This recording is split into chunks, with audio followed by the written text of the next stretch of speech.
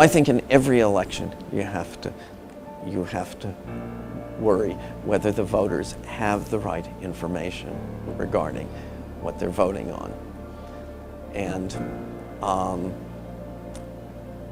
it seems that in Brexit, from the British press, that a large number of voters who voted pro-Brexit are now saying that they had not understood what the consequences would be.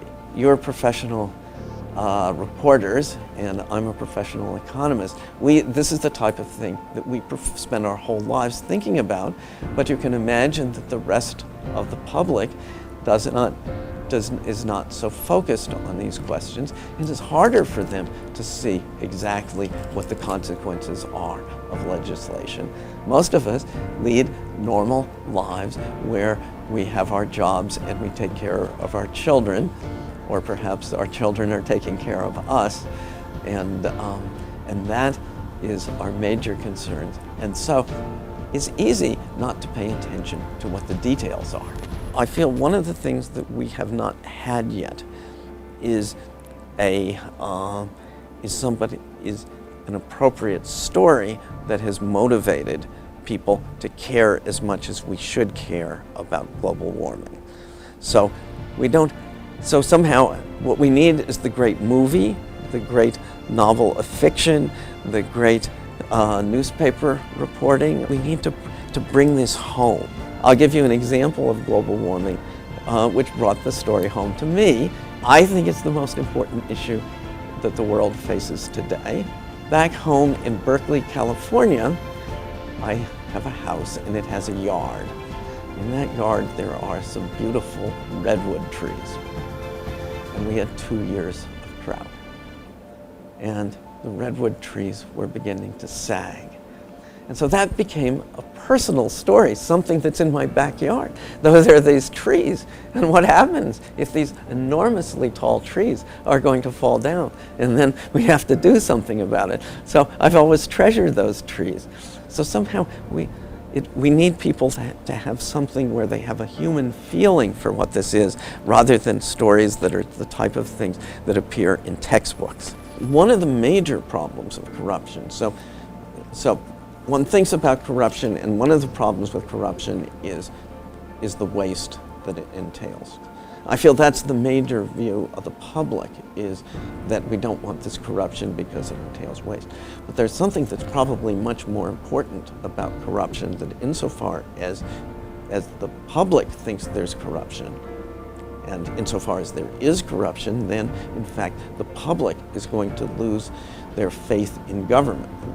What government can do and what government should do loses its legitimacy. And therefore, that is a secondary effect, but that secondary effect may actually be much more important than the primary effect that the corruption causes huge amounts. The loss of faith of the government to be doing what the government should be doing. I feel Volkswagen is paying a huge price for this. In the United States?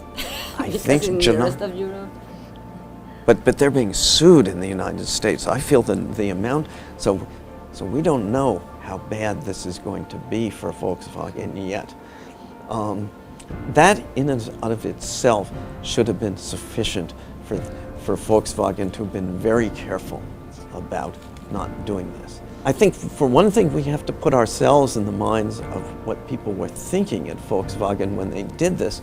Everyone in Volkswagen, when they allowed this to go through, should have said, we don't do that. I actually, maybe this is misplaced, but I think I have faith that most other auto companies simply would not have done that, because it's an unthinkable thing to do.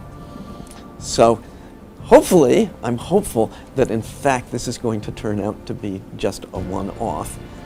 And I probably shouldn't say this, but Volkswagen has always been a good company.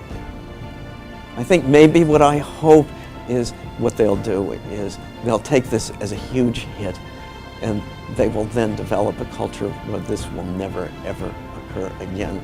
And then the other companies will look over their shoulders and they will also see that they are more careful. And I'm very hopeful that they have not done anything on the scale of what Volkswagen has done. And I think they're going to pay a huge price. And that's appropriate.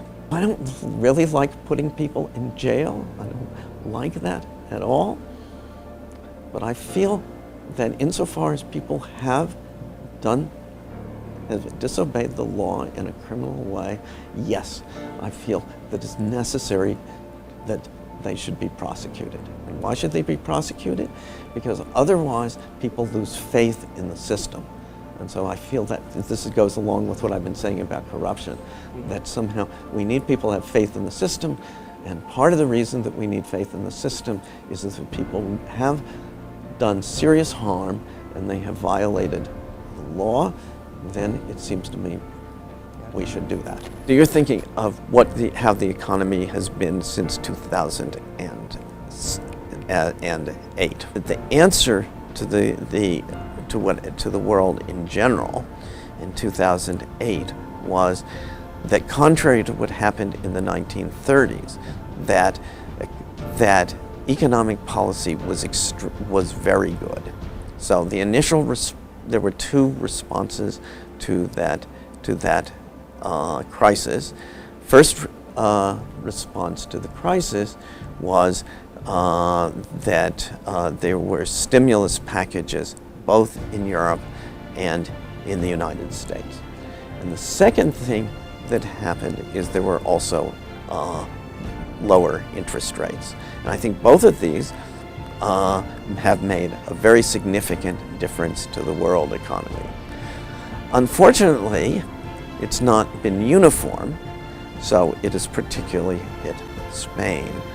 So Spain has often used to have very high unemployment rates, then the unemployment rate went down, and I felt that was just a tremendous triumph. But then the unemployment rates have gone back up, and unfortunately, that it seems to be sticking there. So that's how I feel about it. 20% rate. Yes, right. Yes, no, it's not only 20% rate overall, but it's particularly hits young people.